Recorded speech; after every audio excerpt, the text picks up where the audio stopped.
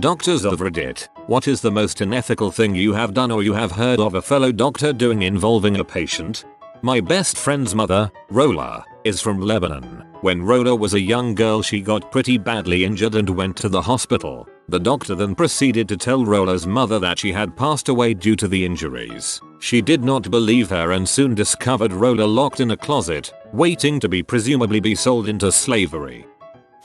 My roommate in dental school was a medical student. There was some big scandal at the hospital he was doing a rotation at because an anesthesiologist left the OR with the nurse anesthetist and left the patient alone. Something went wrong and the patient passed away on the table. Where were the two of them? Getting down in a nearby unused room thinking that nothing could happen in just a few minutes. This just sounds like the realistic version of Grey's Anatomy. It was in the news here, but there was a surgeon in Birmingham, I think, who diathermed, essentially burnt his initials onto patients' livers. My colleague worked with him and saw him do this. I personally haven't seen much that's too bad. There are a lot of pretty dark jokes in the doctor's office but nothing potentially damaging. A nurse did once offer to give me unprescribed flucloxacillin for a skin infection but I politely refused. I want initials on my liver. In the hospital I work at, there are many frequent flyer psychiatric patients. They usually have very serious social issues. For example, lack of housing, no money, etc. Sometimes, when the psych unit gets tired of them, they buy them a bus ticket and send them somewhere far away so that they'll be someone else's problem. As a specialist who sees a lot of referrals, I see incompetence and laziness, which can be just as devastating, much more than outright unethical behavior. I'm a general surgery resident. We had a patient that had been on our service for about a year. Older fellow, very sick. Every now and then, he would go into respiratory distress, get intubated, or BiPAP, for a bit. Always would bounce back to his baseline of 8/10 sick. Everyone called him the Rock, but not in a cool "do you smell what the Rock is cooking" way. In a boring sick person that sits their way. Well, he had always been a full code. That means that in case of dying, we do everything we can to keep him alive. After a long time of being inpatient, my attending was sick of him and made him a DNRI, which means let him pass if he starts to struggle. He didn't want this, but they got away with it, saying that he did not have capacity, and he was decently with it, but I can see that argument. So talks with the family started and they specifically stated that they wanted full code. My attending didn't agree and decided to call them to confirm, but we think he purposefully called the wrong number many times and eventually decided for himself that he was DNRI. 2 days later the guy went into resp distress and died. I came to rounds the next morning to two attendings yelling and screaming about the right thing to do. Maybe I feel that it's better that he passed as well, but his family's wishes were ignored and purposefully evaded. I could never go against someone's wishes. That is very unethical and illegal. If that happened where I work, the doc would be sued for sure. I once knew an OB who didn't like to work after about 5 PM. So at the end of office hours, if they had someone in labor, they would swing by labor and delivery and find a reason to do a C-section on them. Sometimes they blamed the baby's heart rate tracing, justified or not, but the classic one would be that they would check the patient's cervix and lie about how dilated it was so it seemed as if labor wasn't progressing rapidly enough, and say, "I just don't think this is going to work, cut her, and be home for dinner." Now in OB we love TLAs. 3-letter acronyms, and one of the real indications for cesarean is CPD, cephalopelvic disproportion, which is where the baby's head is too big for the pelvis. But for this particular doc we always said that they cut patients for CPD, cesarean, prior to dinner. You know, I've heard of this, but somehow this made it real and now I'm scared. I briefly worked at the front desk clerk foreigner at a local hospital. The rule was anyone that came in complaining of chest pains had to be back-ended on a machine within 10 minutes of arrival. Once I entered their name into the system, a clock started. So I was told not to enter their name until they had already been taken back to essentially make our numbers look better and make it appear as though they were receiving care within the prescribed 10 minutes. Edit. People complaining of chest pains were typically brought back quickly, just not always within the 10-minute guideline, although generally faster than anyone else. This mostly seemed to be just about producing better stats, although keeping it off the system gave them the ability to delay. There are 3 kinda lies in the world: lies, Damned lies and statistics. My opinion. Never trust an individual stat. They are almost always manipulated, and if you have chest pains, take aspirin. Did the same kind of thing when I used to work at Burger King. When it was slow, I'd get in my car, order a water, then drive around and do it over and over again so our times would look better. But yeah, this is different. Not a doctor, but a male nurse at a hospital I worked at was caught sodomizing male patients as they were recovering from surgery. That is horrifying.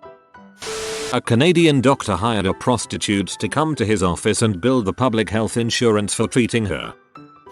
As a pharmacist, I will sometimes call docs on drug interactions. The other day, the doc I talked to had never heard of the interaction I was calling on and said to tell the patient to take the meds. I guess since you haven't heard of it, it must not be a thing. The ego on some of these guys is insane. I am currently a medicine student in Mexico. One of my professors told us that during his residency he worked in hospital on a fairly poor area. In these sorts of places, birth control is a relatively unused practice, leading to poor families of 6+ children. In effort to stop this, they began to sterilize women during their children's birth regardless of their wishes. It's still a fairly common practice in the hospital. My father is a psychiatric nurse, and he will openly say how jaded he is by the incompetent people he works with. He has been employed as a registered nurse since the 1970s. But in recent decades the government has slashed the mental health budget. So instead of hiring qualified nurses who command a higher wage, they hire what are essentially babysitters with no experience. His patients are seriously mentally disabled, not the type who need to be put in a straitjacket and sedated, but grown men with the intelligence of 4-year-olds. These babysitters know nothing about restraining them when they get violent. They just cower in the corner and wait for the 1 or 2 nurses in the building. There's also a lot to be said about the character of these babysitters. My dad told me about one patient who had a phobia of cicadas. So this colleague thought it would be funny to catch a cicada and chase the poor patient around the grounds with it. The worst case of incompetence he told me about happened at this hospital that was located within walking distance from a major 6-lane motorway. 2 nurses came in for their night shift. Patients are sleeping, so workers on the night shift will watch TV or do anything else to keep themselves awake during quiet periods. These guys had brought in computer equipment with the intention of repairing or building a computer. I don't know. The fact was that they were so engrossed in their task that they failed to notice one patient who had woken up and left the premises. It wasn't until emergency services showed up and told them that there had been a fatal accident on the motorway that killed this patient that these nurses realized anything was amiss. Neither of them got sacked thanks to the strength of the nurses union. My grandfather was a physician in a small town and also worked as the pharmacist, as this was how it was done in rural areas. He lost his medical license for trading medication for sexual services from patients. He was a brilliant doctor and graduated top of his class from Dalhousie, but was a weirdo. When I was younger, he was also arrested for smuggling drugs into Canada. My mum's co-worker stitched his initials into a patient because he was so proud of his work. A signet suture. I'm a physician and used to work 12-hour night shifts at this hospital in California. My co-worker, who was also a doctor and admittedly a young and good-looking fellow, and I covered pages from different floors. If there was nothing going on, I would usually be in my call room reading, sleeping, watching TV until a nurse would page me for a problem. My colleagues on call room shared the same wall with mine. One night, I was reading in my room when I started hearing my colleague and another woman having sex. The noises started getting louder and fairly difficult to ignore. Sorry, but she was pretty loud. Then, in the middle of this charade, I heard his pager go off several times without him answering it. Eventually, I left the room and called the hospital operator. I asked her who had paged Doctor, my colleague's name, and then called the nurse who was trying to get in touch with him. Turns out, the page was for a patient that was in a serious condition and had to be taken to the ICU. I took care of everything and went back to my room. Later on, I told him that they were paging him for a critically ill patient overhead and that he must have fallen asleep. I didn't say anything about hearing his Allegro chamber sex orchestra, but I think he knew that I knew because he got red and thanked me for covering for him. You can't fool me. This is just the 4th episode of Grey's Anatomy. A doctor dang near killed my wife once. She'd been experiencing severe heartburn-like pain for several days, not responding to antacids or proton pump inhibitors. We went to the ER, where the doctor insisted I stay in the waiting room, and not only failed to take a history, but actively stopped her from giving one. He took an ECG, which was normal, and bundled her out the door with a spoonful of xylocaine viscous, a script for more PPIs, and instructions to see her GP in a week. A few hours later she was literally writhing in agony, so I said frick this, and took her to a different ER across town. The doctor there actually asked questions and listened to answers. He wheeled out an ultrasound, said whoa, and booked her in for an emergency cholecystectomy on the spot. The op took twice as long as expected. The thing was so swollen they had to drain it for ages before they dared move it. The surgeon later told her that if she'd waited even a few more hours, it would most likely have burst, with hard to survive consequences. I don't care about missing a diagnosis. That can happen to anyone. But missing a diagnosis because you will not let your patient give a history. Frick, that's so hard.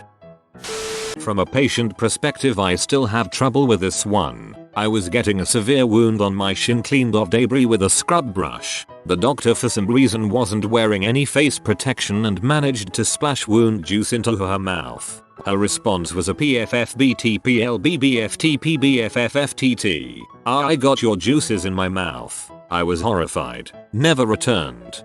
I would have found this hilarious for a while before realizing how terrifyingly incompetent it is. Veterinarian. I have worked with clients to hide abused dogs that were rescued from their mean owners until a shelter was located. I wasn't expecting this unethical act to be so well received. Thank you for all your kind words and for the gold. As long as I have a place to put an unwanted pet, I will continue to do what I can. Thank you to you all who have already adopted from a shelter or have taken in a stray. Even if you have paid a lot for your pet, as long as you love it and take good care of it, that's what we should strive for as humans. I was looking for someone like you a few months ago. Not me, but my mom worked as a nurse in Brazil for a while and said that the doctors at her hospital would sleep during night shifts and it'd all be up to the nurses. They would get angry if they were awoken and wouldn't take the nurses seriously, which led to this one guy's death. Despite my mom insisting that they check on him because he looked bad, because they didn't want to get up. Sleeping on night shift is okay in some situations. If everyone is stable and sleeping, and I am on a 15-hour shift, frick yeah, I'll sleep if I can. But if you get woken and asked for a view, you don't be. You go do it. All the while feeling lucky you could get a little kip in. Med for student here. During one of my internal medicine clerkship in a small hospital, I get paged to a cardiorespiratory arrest in the cath lab. I arrive there and a whole team is already working a way outdated ACLS protocol on a patient that was undergoing PTCA earlier. Apparently the interventional cardiologist has just placed a stent and was withdrawing when the patient had the arrest. After 40-45 minutes of resuscitation, the patient did not pick up, so I was expecting them to just announce the time of death. That's when it gets unethical. The whole staff agreed to just send the patient to CCU, knowing he's dead, intubated on ambu bag, with a monitor showing a nurse's pulse and oximetry, and to tell the parents that the intervention was successful and that he needs observation before being discharged to regular floor. The patient was kept in the CCU and the staff would tell the family gradually that he was getting worse, and 2 hours later, they told them that he just died because couldn't tolerate the procedure. All this to protect the cardiologist and so that he keeps a good reputation and record. After I asked around, they were apparently doing this for every arrest that would happen during catheterization in this hospital.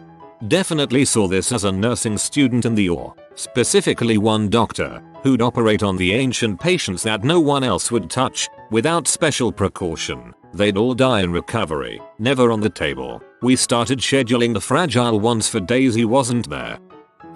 I'm surprised there are no Dr. Harold Shipman responses yet. Admittedly, I've not read everything yet. The man wants so much unethical, but a prolific serial killer with 15 confirmed victims, but that number could be as high as 250-300 premature deaths caused by his care, not by incompetence, but genuine premeditated murder. The only British doctor found guilty of murdering his patients, and the fact that he got away with it for so long genuinely worries me, especially as you trusted doctor and his treatment of you with your life. I went to university with someone who owned his old sofa. Harold Shipman's Sofa. We thought it would make a good band name. My stepdad is a dentist. Had a boss who was a fellow dentist that was doing fillings on teeth that did not have cavities to generate more money. My stepdad blew the whistle and started his own practice.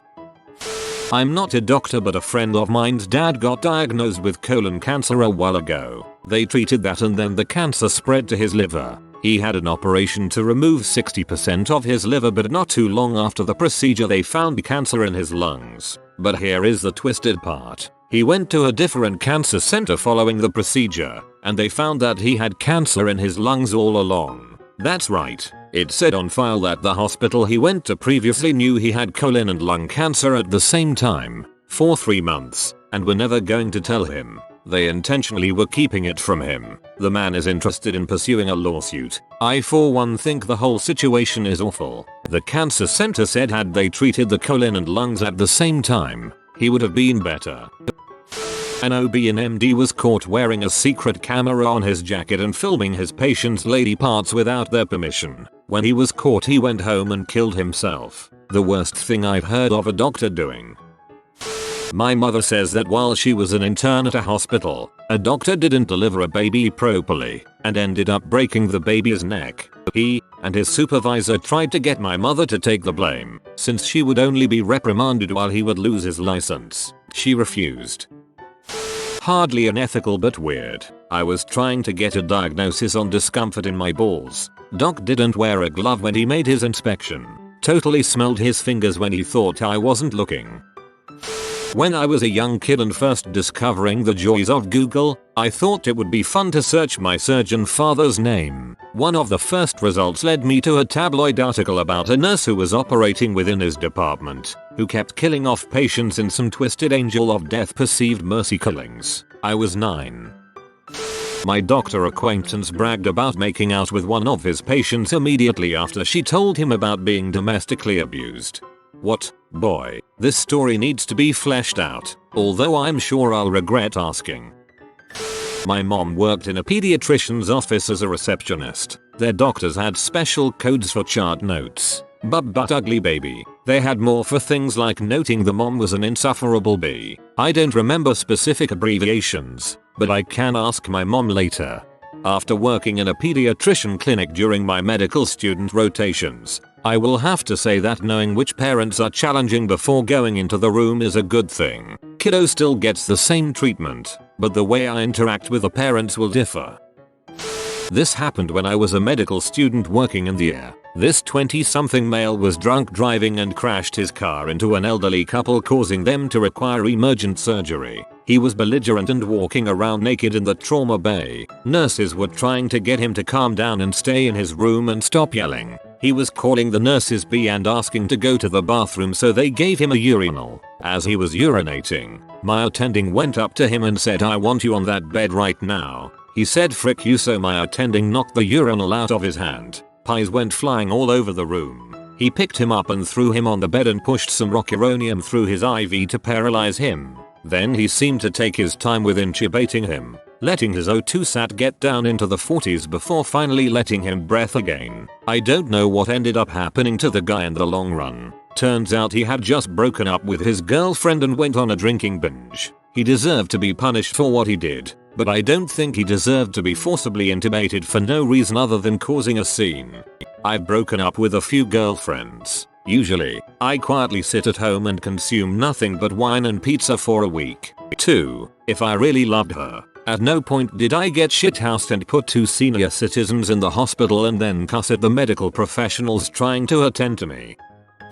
This was really a misunderstanding, but in college I thought I had an STD. That turned out to be a recurring case of a yeast infection I got from some fine young lady. The culture would come out negative for any STD, but the symptoms would return. The college doctor was a woman, and after my 3rd time to return to tell her the symptoms were back even though the tests were negative and I had taken all the meds, she turned me away because she thought I had a weird fetish of her giving my Johnson a culture test.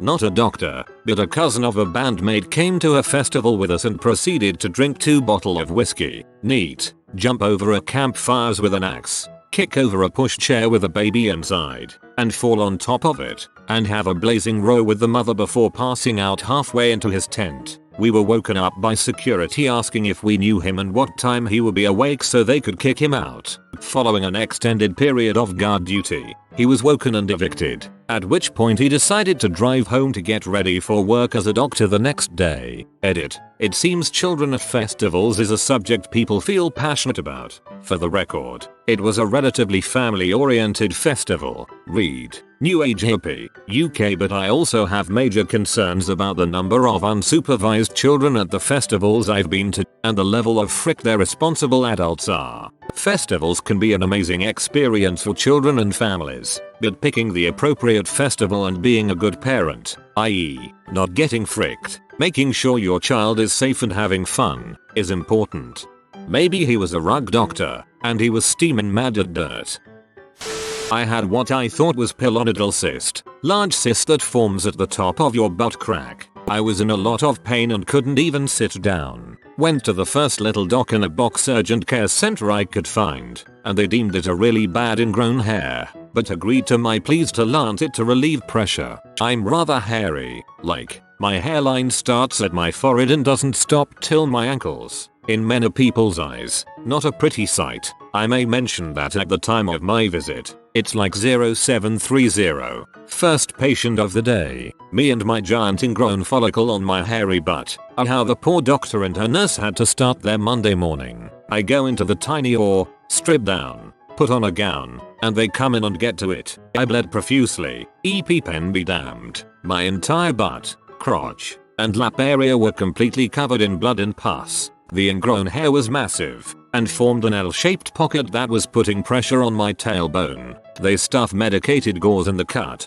toss down a handful of wet naps, and very coldly and dryly tell me to get cleaned up. They're done. After feeling a bit humiliated to begin with, it takes me a good 10 minutes to clean myself. The doc and her nurse walked back in on me completely naked, twice, only to sigh and give a snarky comment like not done yet, while rolling their eyes. I couldn't get out of there quick enough. I know I wasn't a pleasant patient and all, but they made me feel horrible. I was in immense pain and needed help, fast. I wasn't expecting sunshine and rainbows with my issue, but I wasn't expecting horrible bedside manner and a total lack of respect either. More recently, I had to have an EKG done at the VA doc's office. The two nurses came in and had to shave patches out of my chest and side. I could tell they were trying not to laugh. As they left, before the door even closed behind them, I heard them both burst out laughing in the hallway. My doctor looked mortified, and I shared the sentiment.